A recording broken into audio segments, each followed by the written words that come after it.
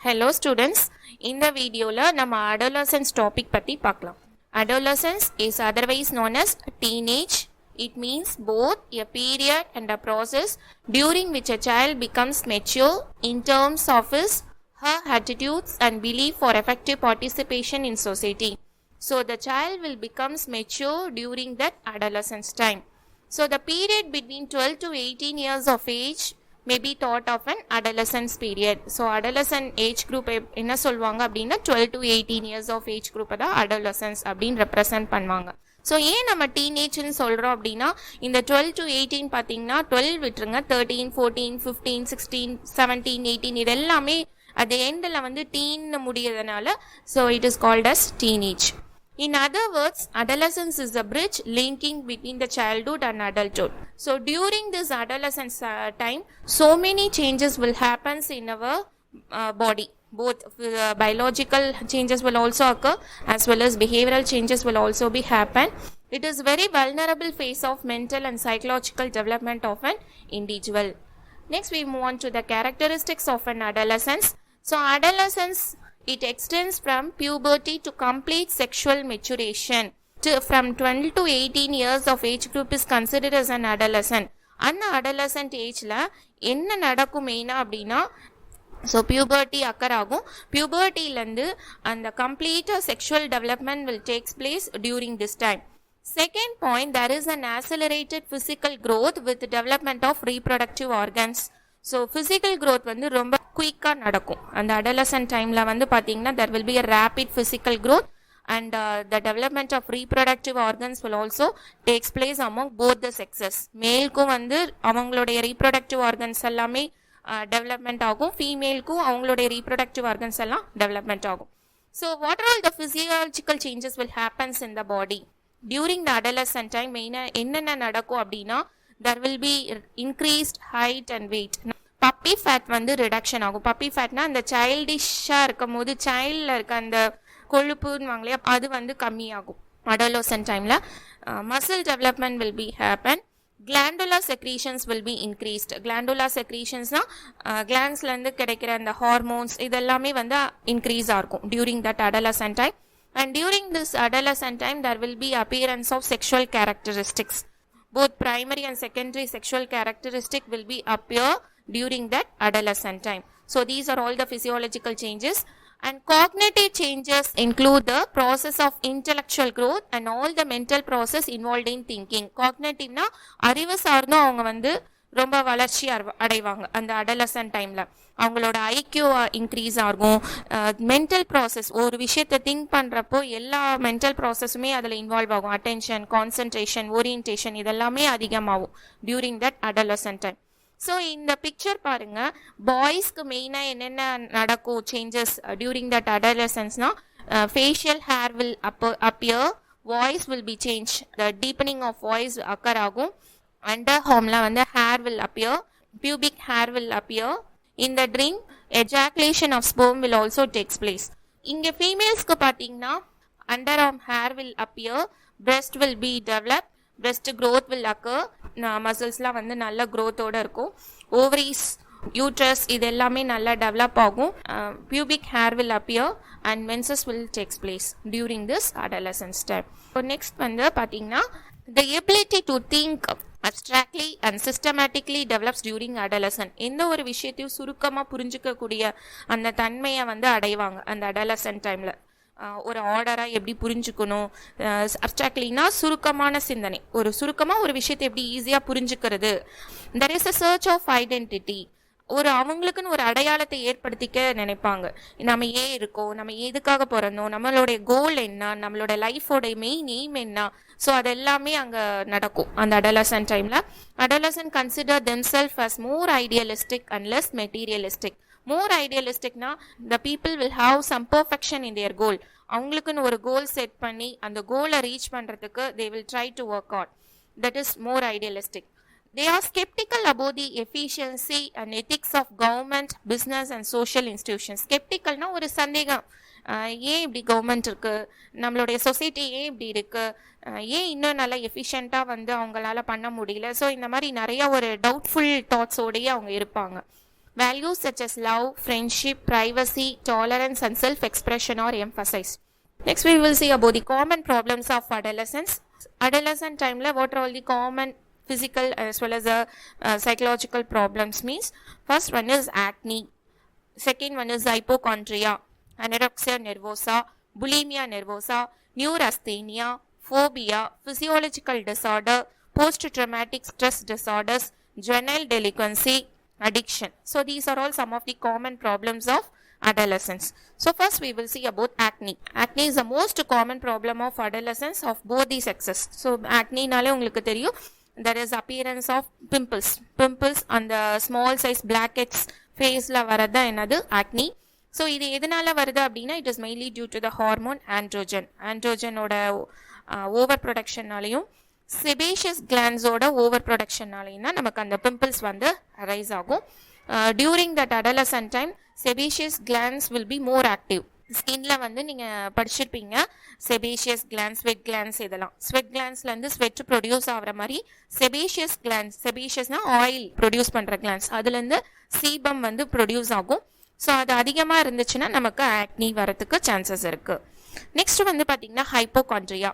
Hypochondria is refers to an excessive preoccupation or worry about having a serious illness. அவங்களுக்கு ஏதோ ஒரு மிகப்பெரிய ஒரு வியாதி இருக்கிறதா அவங்களே நினைச்சிட்டு அதுலேயே ப்ரீஆக்குபைடாக இருக்கிறதா என்னது hypochondria. Actually it is called as health phobia. அவங்களுடைய பாடியில் எந்த ப்ராப்ளமுமே இருக்காது, ஃபிசிக்கலாக அவங்க வந்து ஓகேவாக தான் இருப்பாங்க. பட் ஆனால் அவங்களுடைய திங்கிங் அப்படி, நமக்கு ஏதோ ஒரு மிகப்பெரிய ப்ராப்ளம் இருக்குது, ஹார்ட்டில் வந்து ஏதோ ப்ராப்ளம் இருக்குது, ஸ்டொமக்கில் வந்து ஏதோ ப்ராப்ளம் இருக்குது, நம்மளுடைய பிரெயினில் வந்து ஏதோ ப்ராப்ளம் இருக்குன்ட்டு they will have frequent visit to the doctors. நிறைய டாக்டரை விசிட் பண்ணுவாங்க. Even though doctors says it is normal, உங்களுக்கு ஒன்றும் இல்லைன்னு சொன்னாலும் அதை நம்பாமல் வேறு டாக்டரை மாற்றி பார்க்குறது. ஸோ இந்த மாதிரிலாம் பண்ணிட்டு இருப்பாங்க. That is hypochondria. Next one is anorexia nervosa. Anorexia நெர்வோசாவில் வந்து என்ன பண்ணுவாங்க அப்படின்னா, they will have the fear of obesity and disfigurement of body. எங்கே நம்ம வந்து குண்டா இருக்கோமோ, உடம்பு இருக்கோ அப்படின்னு அந்த தாட்லேயே நினச்சி அவங்க ஃபுட்டே எடுத்துக்க மாட்டாங்க. So it is commonly seen in young women who try to lose body weight by resorting to voluntary food restriction and dieting. எஸ்பெஷலாக மாடலிங் பண்ணுறவங்களுக்கு இந்த மாதிரி அனரெக்சியா நெர்வோசா ப்ராப்ளம் இருக்கும். என்ன பண்ணுவாங்க அப்படின்னா, அவங்க ஃபுட்டை கம்ப்ளீட்டாக ரெஸ்ட்ரிக்ட் பண்ணிடுவாங்க.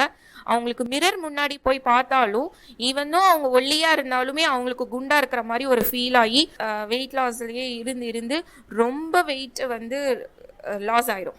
ஸோ அதை தான் என்ன சொல்லுவாங்கன்னா அனரெக்சியா நெர்வோசா. அப்படி சாப்பிடாமையே இருந்து வெயிட் லாஸ் ஆகிறதுனால என்னென்ன காம்ப்ளிகேஷன்ஸ் ஆகும், வீக்னஸாக இருக்கும், ரொம்ப டயர்டாக இருப்பாங்க, menses irregularities will occur. Next one is bulimia nervosa. Bulimia நெர்வோசால என்ன நடக்கும் அப்படின்னா, the people will have binge eating. Binge ஈட்டிங்னா எக்ஸஸாக நிறையா ஷார்ட் டைமில் கன்சியூம் பண்ணிடுவாங்க, நிறையா சாப்பிடுவாங்க.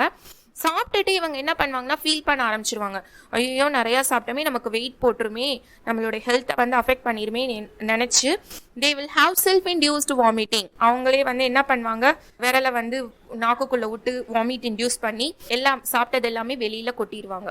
So that is called bulimia nervosa. Next one is neurasthenia. நியூரஸ்தீனியான்றது வந்து நம்ம என்ன சொல்லலாம் அப்படின்னா மென்டல் எக்ஸாஷன். நீங்கள் ஃபிசிக்கல் டயர்ட்னஸ், ஃபிசிக்கல் ஸ்ட்ரெஸ் கேள்விப்பட்டிருப்பீங்க. அதே மாதிரி தான் ஓவராக நம்ம அந்த அடலசன்ட் டைமில் என்ன பண்ணுவாங்க அப்படின்னா, they will have more stress especially in academic side. அகடமிக்கில் வந்து நிறையா ஸ்ட்ரெஸ் இருக்கும், படிச்சுக்கிட்டே இருக்கணும். ஸோ அவங்க அந்த படிக்க ரொம்ப ஃபெட்டிக் ஆவாங்க, டயர்ட்னஸ் ஆவாங்க. So mental stress will happen at sometimes. So that is called as neurasthenia. Inability to concentrate, எந்த ஒரு விஷயத்துலையும் கான்சென்ட்ரேட் பண்ணவே முடியாது. ஏன் அப்படின்னா அந்த சென்ட்ரல் நர்வஸ் சிஸ்டம் பிரெயின் ஃபுல்லாக எக்ஸாஸ்ட் ஆகிடும். ஸோ அதோட சிம்டம்ஸ் என்ன அப்படின்னா fatigue, anxiety, headache, depressed mood, insomnia. So these are all some of the example of neurasthenia. Next one is phobias. Phobia அப்படின்றது என்னன்னா, சில விஷயத்துக்கு மட்டும் அவங்க ரொம்ப இன்டென்ஸ் ஃபியராக இருப்பாங்க, ரொம்ப பயப்படுவாங்க. பட் ஆனால் மற்ற விஷயத்துலலாம் வந்து பார்த்திங்கன்னா குவைட் நார்மலாக இருப்பாங்க, ஒன்றும் ப்ராப்ளம் இருக்காது.